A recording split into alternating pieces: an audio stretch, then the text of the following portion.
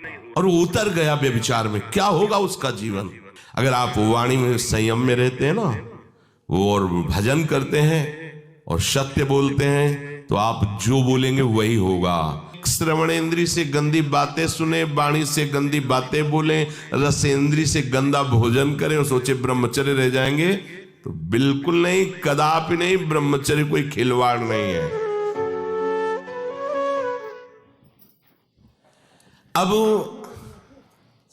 जो इस मार्ग पर, अध्यात्म मार्ग पर, आनंद मार्ग पर चलना चाहते हैं, तो उनको एक इंद्रिय के संयम के लिए पांचों इंद्रियों पर संयम करना होगा। ज्ञान इंद्रियों पर एक बात सुधारने के लिए ब्रह्मचर्य का रक्षा तभी वो उपासक कर सकता है जब सर्वतोभाविन ब्रह्मचर्य होगा। एक जनेन्द्रीय के ही ब्रह्मचर्य की पुष्टता का जब आप लक्ष्य कर लोगे, तो उसकी पुष्टता के लिए आपको सर्वतोभावेन ब्रह्मचर्य धारण करना पड़ेगा। सर्वतोभावेन नेत्र का ब्रह्मचर्य, जो नेत्र किसी को भी देखकर भोग कामना कर लेते हैं, भोग बुद्धि से देखते हैं वस्तु को, व्यक्ति को, किसी को भी, ये नेत्र से व्यभिचार हो रहा है। इसीलिए सावधान रहना चाहिए। जैसे नाटक, सिनेमा आदि हैं, वहां तो जान रहे हो चित्र हैं, पर उनमें जो अभिनय करने वाले जन हैं वो तो संसारी जन ही है ना। उनका पहनावा, ओढ़ावा, हाव भाव, अंग प्रत्यंग, अगर आप भगवत भाव से युक्त है तो संपूर्ण सृष्टि में कहीं भी दृष्टि जाए अपने प्रभु की भावना होती है। पर वहां तक पहुंचने के लिए आपको ये त्यागना होगा ना। आप किसी का अनुकरण न करें, आप अपनी स्थिति को देखें। अगर आप किसी का अनुकरण करते हैं कि हमने उनको देखा है, वो टीवी देख रहे हैं, तो टीवी में क्या देख रहे हैं, कहाँ स्थिति है, हमें क्या पता। हमको जहां पहुंचना है उसके लिए हमारे लिए बाधक है, हमें नहीं देखना है। अगर आप माना कि कोई नाटक ही देख रहे हैं, कोई ऐसे सीरियल ही देख रहे हैं, पर उसमें अभिनय करने वाले तो संसारी भोगी पुरुष ही है ना। आप कोई त्यागी जितेंद्रीय महात्मा को थोड़ी देख रहे हैं। तो उस देखने में तन्मयता आती है, जिसको हम देखते हैं उस पर हम आसक्त होते हैं, तभी तो उसका सुख दुख अनुभव होता है। देखो कोई ऐसी रोने वाली सीन आए तो रोना आ जाएगा, हंसने वाली आ जाए तो हंसना आ जाएगा, ऐसे तो उसका प्रभाव हम पर पड़ रहा है ना। तो हम किसी के अभिनय करने वाले के अंग प्रत्यंग को देख रहे हैं और वो कामुक होकर कोई काम चेष्टा कर रहा है या कोई ऐसा, वो सारा का सारा मन कवर कर रहा है आपका। और एकांत होते ही फिर जो मन अपना मनमानी करवाएगा, आप नहीं सह पाएंगे। इसलिए नेत्र का ब्रह्मचर्य सबसे पहले शुरू कीजिए। आपको वो चीज नहीं देखनी, वो बात नहीं पढ़नी, वो दृश्य नहीं। श्रीमद् भागवत में वर्णन है, कोई पशु पक्षी भी मैथुन कर रहा हो, अचानक दृष्टि गई तो मानसिक प्रणाम करके दोबारा दृष्टि नहीं जानी चाहिए। इसीलिए लिखा है कि आप एक धनुष भूमि को देखकर, एक धनुष, इसमें किसी की हानि नहीं होगी, आपकी भी हानि नहीं होगी। आप एक धनुष भूमि देख करके ही चलिए। मतलब बहुत लंबी दूरी देखने की जरूरत नहीं है, बहुत दृष्टि उठा करके इधर उधर गर्दन हिलाने की जरूरत नहीं है।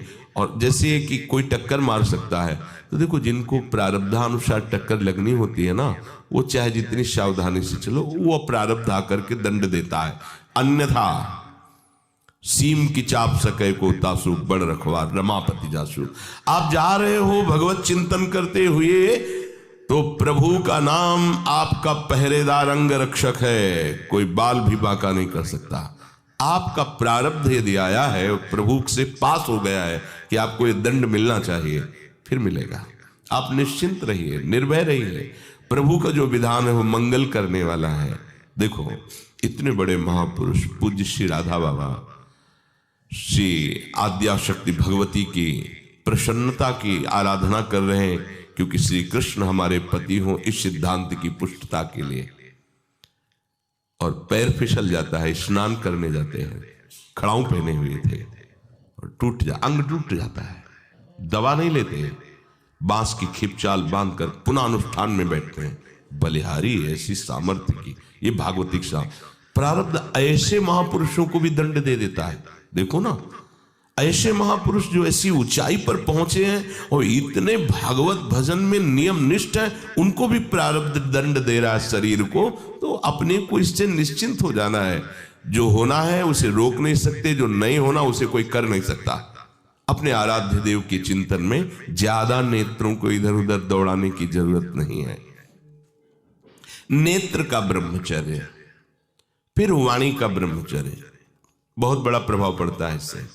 यदि आप जवान से अश्लील बातें, गंदी बातें, कामुक बातें करेंगे तो आप ब्रह्मचर्य रह ही नहीं सकते। अगर आप वाणी से परस्पर शरीर आकर्षण वाली बातें करेंगे, बट उसको देखा तुमने क्या, बस आप गए। चाहे वो स्त्री शरीरधारी साधक हो या पुरुष शरीरधारी, परस्पर आकर्षण संबंधी यदि वाणी खुली आपकी, तो वाणी के व्यभिचार से आपका जनेंद्री का व्यभिचार प्रारंभ हो जाएगा। आप रोक नहीं सकते, नहीं रोक सकते। इसलिए वाणी से भी कोई ऐसी वार्ता ना कीजिए जिससे आपके अंदर काम वेदना बढ़े। श्रवणेंद्री का, कान से गंदी बातें, व्यभिचार की बातें, कामुक बातें सुनना जिससे हमारे हृदय में कामना जग जाए, बिल्कुल नहीं। भले वो किसी को लेकर टीका टिप्पणी की जा रही हो, देखो वो साधक है, उसको हमने देखा वहां ऐसे देख रहा था, वैसे कर रहा था, वो तो आपको समझ में आ रहा है कि किसी साधक की बात करें, वो तुम्हारे नाश के लिए उपाय कर रहे हैं जो आपको ऐसी बात बता रहे हैं। क्यों? क्योंकि आप भी तो साधक हैं। श्रवणेंद्री का व्यभिचार हो रहा है। आराध्य देव के सिवा और कोई बात कान से सुनना उसे व्यभिचार कहते हैं। इसलिए महाप्रभु कहते श्रवण फूटो जो अन सुनो। ऐसा हमारा अगर कान कुछ और सुने तो फूट जाए, नेत्र कुछ और देखें तो ये नेत्र नष्ट हो जाए, वाणी कुछ और बोले तो मुख हो जाए। हमारी श्रवणेंद्री का व्यभिचार नहीं होना चाहिए। धर्म की बात, अपने आराध्य देव की बात, शास्त्र सम्मत बात हम श्रवण करें। अन्यथा अगर कोई ऐसा मित्र है या हमारा साथ में रहने वाला है, कोई किसी भी साधक की को लेकर बात कर रहा है, तो भी हमें कान में उंगली डाले नहीं। हम कोई ईश्वर थोड़ी कि हम किसी को संभाल लेंगे, हम अपने को नहीं संभाल पा रहे। हमारे सामने किसी की बात मत करो, ऐसी करना है तो प्रभु की चर्चा करो, अन्यथा मत करो। तो अगर आप श्रवणेंद्री का ब्रह्मचर्य, वाकेंद्री का ब्रह्मचर्य, नेत्रेंद्री का ब्रह्मचर्य और त्वगेंद्री का ब्रह्मचर्य, अनावश्यक किसी को स्पर्श मत करो। परस्पर विरोधी शरीर को तो भूल कर मत करो। विरोधी शरीर जिससे हमारा पुरुष शरीर है, सामने स्त्री शरीर है, तो किसी भी तरह से सेवा के लिए संकेत करना या किसी भी सेवा के लेन देन में बचाव पक्ष में रहो। यहां रख दीजिए सामान, फिर आप उठा लीजिए। सीधे हाथ में सामान लेना नहीं, सीधे हाथ में सामान देना नहीं, जमीन में रख दीजिए। बहुत पवित्र है तो आप कुर्सी पे जो भी आसन उसका हाथ में लेने का नहीं। परस्पर विरोधी भाव वाले शरीरों का स्पर्श बिल्कुल निषेध है, किसी भी कारण से न किया जाए। मान लीजिएगा ये बहुत मतलब आवश्यक है, यदि आप इसमें चूक कर गए तो धीरे धीरे आप फिसल के वहीं खड़े हो जाएंगे जहां से चढ़ना मुश्किल है। किसी भी शादी को, किसी भी साधक को परस्पर लेन देन हाथ में नहीं करना चाहिए। मानो हमारी बात, आपको माला देनी है, चौकी पे विराजमान करो, हम उठा लेंगे। हमें कोई सामग्री, ये सामान रखिए, आप उठा लीजिएगा। कभी भी कोई भी परस्पर मुस्कुराहट, बातचीत, ऐसे कोई इशारे यदि दिखाई दे तो आप बचो और उसको बचाओ। साधक है, शादी का है, उससे गलती हो सकती है, आपसे भी गलती हो सकती है। आप सत्संग सुनते हैं, आपको लगा कि इसकी मुस्कुराहट, इसकी कुछ चेष्टा ऐसी दिखाई दे रही है जो हमारे अंदर कामुकता पैदा कर सकती है, उसको भी बचाओ और स्वयं बचो, तो भगवान आप पर प्रसन्न हो जाएंगे। वो देख रहे हैं अंदर की बात। साधक को बहुत सावधान रहने की आवश्यकता। ये इसको खिलवाड़ मत समझो, इसीलिए कह रहे हैं ये अध्यात्म है, ये परमार्थ है। आपको लगेगा नहीं कि क्या हुआ, मैं कहां भ्रष्ट हुआ, ऐसी जगह खड़े हो जाओगे कि जान भी नहीं पाओगे कि मैं कहां चढ़ रहा था, दोबारा उत्साह भी नहीं आ पाएगा। बात अच्छे से समझ लीजिए। तो हमारी त्वगेंद्री का बेविचार ना होने पावे, सहसा किसी का इस पर, किसी की भी अगर सेवा करने का सौभाग्य मिले, फिर उसमें ये प्रश्न नहीं होता। अगर कोई गिर आप पड़ा है, भला ऐसी स्थिति में कि मुझे अत्यंत आवश्यक है उसे उठाना, अगर नहीं उठाते तो वो कष्ट पा रहा, अचानक कोई गिर जाए, फिर हम ये नहीं देखेंगे, फिर ये हम सूत्र नहीं स्वीकार करेंगे कि अब हम तो ब्रह्मचारी हैं, अब हम खड़े खड़े देख, नहीं, उसको अत्यंत आवश्यकता है हमारी। अब उस समय हम भूल गए अपने आप को और उसको उठा करके अगर हमें अस्पताल ले जाना, अस्पताल ले जाएंगे, जरूरत है हम उसकी सेवा करेंगे। सावधान, वो भगवत भाव से की हुई सेवा तुम्हारे अंदर आध्यात्मिक शक्ति पैदा करेगी, काम भावना नहीं पैदा करेगी। हमारी माँ बीमार हो और हमें उसे पता चला कि शौच कर दिया है, हमें शौचाना पड़े, हमें उसका मल धोना पड़े, तो क्या हमें काम जागृत हो जाएगा? क्या मेरी माँ है, हमारी बुद्धि कभी ऐसी नहीं होगी। आपका पिता है, आप लड़की हो, कोई दूसरा रह नहीं गया और वो बीमार है, आपको ऐसी क्या काम जागृत हो जाएगा? क्या अगर ऐसी सेवा में काम जागृत होता तो कोई नर्स ही अस्पताल में नहीं होती। हर सेवा उसको करनी होती है, नर्स को, चाहे वो स्त्री शरीर हो चाहे पुरुष शरीर हो, परस्पर विरोधी शरीरों की सेवा, पर कहीं काम थोड़ी जागृत होता, क्योंकि उसको अपने सेवा धर्म से मतलब है। तो ये सेवा के समय इस सूत्र को न देखा जाए, पर ध्यान रखें, अत्यंत आवश्यक जहां आपके सिवा नहीं हो सकता वहां अगर हमें ऐसा अवसर मिलता है कि सेवा उसे हो सकती है तो हम पहले उसे प्रेरित करेंगे। और अगर ऐसा है कि अब कोई नहीं है, फिर हमारा परम धर्म जागृत हो जाता है परहित का। अगर हमारा कोई निंदा भी करे, कोई शरीर की भी हानि हो जाए, अब हम परवाह नहीं करते।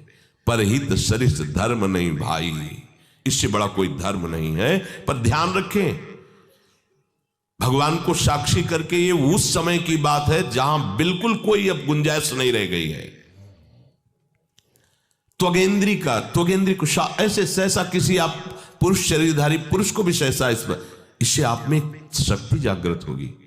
यदि आप वाणी को मौन रखते हैं और भगवान नाम जप करते हैं और सत्य बोलते हैं, तो आप जब कभी जो कुछ भी बोलेंगे वैसा ही सत्य होगा। गांधारी जी ने कोई तप नहीं किया था, जब सुना कि मेरा ब्याह धृतराष्ट्र से हो रहा है जो बाह्य नेत्र रहित हैं, उसी समय पट्टी बांध ली कि जब मेरा पति संसार को नहीं देख सकता तो मैं भी संसार को नहीं देखूं, जब मेरा पति मेरे रूप को नहीं देख सकता तो मैं भी किसी के रूप को नहीं देख, पट्टी बांध ली थी। जब महाभारत का युद्ध चल रहा था, बड़े बड़े वीरों को मार गिराया जा रहा था, गांधारी ने दुर्योधन से कहा, सुन, मुझे पता है कि भीम की गदा को तो झेल नहीं पाएगा, क्योंकि सबसे बड़ी बात भगवान का वरद हस्त उनके ऊपर है। दूसरी बात, वो पवन पुत्र है, वो जब अपने आवेश में आ जाएगा तो तेरी सामर्थ्य नहीं कि उसकी गदा के प्रहार को तू सह सके। पर मैं तुझे शक्ति प्रदान करूंगी। मैं एक पतिव्रता हूं, आज तक कभी पति का वरण करने के बाद कुछ देखा नहीं है। मैं अपने नेत्रों की पट्टी खोलूंगी, तू नग्न होकर मेरे सामने आ जाना। मेरी दृष्टि पड़ते ही वज्र का शरीर तेरा हो जाएगा, किसी के सामर्थ्य नहीं कि तेरे उस अंगों को तोड़ सके। भगवान सब कुछ जानने वाले हैं और भगवान भक्त पक्षपाती होते हैं। भगवान का स्वभाव भक्त का पक्षपात लेना होता है। वो अपने महल से कॉरिडोर से जा रहा था गांधारी जी के पास, भगवान आ गए चट्टी से, तो तुरंत उसने हाथ ऐसे लगा लिया, मुझे शर्म आनी चाहिए यार, तो हस्तिनापुर के सम्राट पद पर अभिषिक्त होने के लिए तैयारी कर रहा है, नंगे घूम रहा है गली में। उसने कहा, गली में नहीं, माँ के सामने जा रहा है। अरे कोई बच्चा है, ऐसे जाया जाता है माँ के सामने? उसने कहा, माँ ने कहा है कि हम पट्टी खोलकर तुम्हें देख लेंगे तो तुम्हारा शरीर वज्र का, चलो माना, माँ की आज्ञा का पालन करो, थोड़ा इन अंगों को तो ढक लो, अब तुम तो बड़े हो, कोई बच्चे थोड़ी माँ के सामने ऐसे चले जाओगे, ढकना चाहिए तुम्हें। वापस कर दिया। वो यहाँ ऐसे पत्तों से ढका, वस्त्र नहीं पहना, माँ की आज्ञा, ऐसे पत्ते से ऐसे कमर से ऐसे ढक लिया, पीछे आगे ऐसे। गांधारी जी ने पट्टी खोली और जे ही देखा पूरा शरीर वज्र का हो। तो ये क्या किया तूने, कमर में क्यों बांध लिया? बोले शर्म लगती थी। कैसे आपको? बोले यहीं से मारा जाएगा, भीम की गदा का प्रहार तेरी इसी जंघा और कमर को तोड़ देगा, तेरी मृत्यु। मान गई, प्रभु के विधान के आगे किसी का बल काम नहीं करता। गांधारी, ये केवल आंख में पट्टी बांधने की सामर्थ्य थी कि मेरा पति यदि अंधा है तो मैं भी किसी रूप को नहीं देखूंगी। अगर आप वाणी में संयम में रहते हैं ना, वो और भजन करते हैं और सत्य बोलते हैं, तो आप जो बोलेंगे वही होगा। पर ऐसा कुछ अनर्थ वो बोलता ही नहीं, क्योंकि ऐसा संयमी जान जाता है कि इन सब का फल भगवत प्राप्ति है, किसी को कष्ट देना नहीं है। एक एक इंद्री का जब आप ब्रह्मचर्य संयम करोगे तब आपका वीर संयम होगा। ध्यान रखना, आप नेत्रेंद्री से गंदे चित्र देखें, श्रवणेंद्री से गंदी बातें सुने, वाणी से गंदी बातें बोलें, रसेंद्री से गंदा भोजन करें और सोचे ब्रह्मचर्य रह जाएंगे, तो बिल्कुल नहीं, कदापि नहीं। ब्रह्मचर्य कोई खिलवाड़ नहीं है। जो ये तो हुआ इंद्रियों का, फिर आता है अंतःकरण का ब्रह्मचर्य। हमारा मन काम की तरफ तभी जाता है जब उसको निज सुख नहीं मिलता। ध्यान रखना, सृष्टि में जितने भी दुर्गुण दुराचार होते हैं उनमें दो प्रधान होते हैं, एक काम भोग और एक धन, और सब छोटी मोटी बातें हैं। प्रायः जितने भी हिंसा होगी, जितनी भी भयानक घटनाएं होंगी, भयानक युद्ध होगा, उन दो में अंतर्गत ही होगा, दो के अंतर्गत ही होगा। या उसका कहीं ना कहीं काम से संबंध, स्त्री संबंध से या धन संबंध से है। चाहे जो भी घटना हो उसको देख लेना, प्रधानता दो में ही होगा, कंचन और कामिनी।